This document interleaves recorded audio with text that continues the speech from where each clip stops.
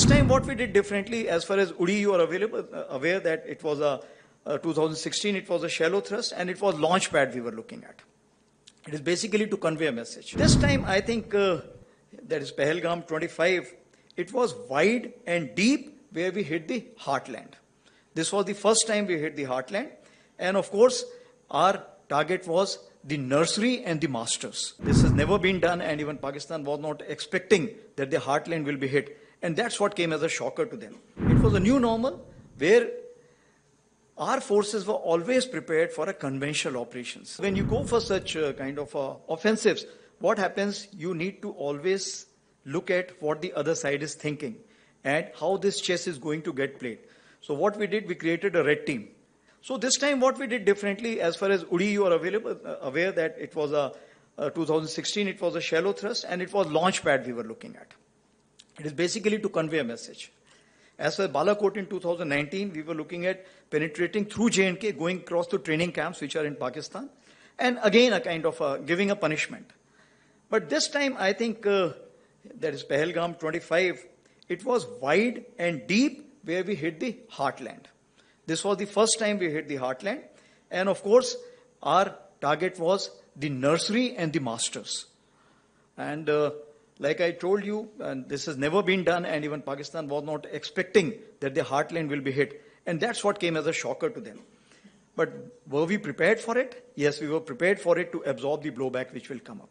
So finally we chose 5 targets in Jammu and Kashmir and 4 targets in Punjab, and out of which 2 were with the Air Force, because the kind of ammunition which was required was much more, and at such a long range, if you have to send it, then the options are either with the Army, Navy, Air Force, long range weapons, or with the Air Force. So we decided to go with the Air Force, and it helped us because thereafter all the kind of, if I can say that the rebounds which were taking place or the blowbacks which were taking place. But what is important, it was a new normal.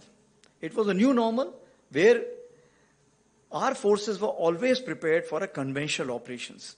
So though we were trying last 1 year that what is grey zone and what is multi-domain operations, but people were still not ready for it. But this is the time that our ground forces were actually playing chess. How many were going forward? How many were staying back? How many were moving somewhere else? So this kind of a chess move was there.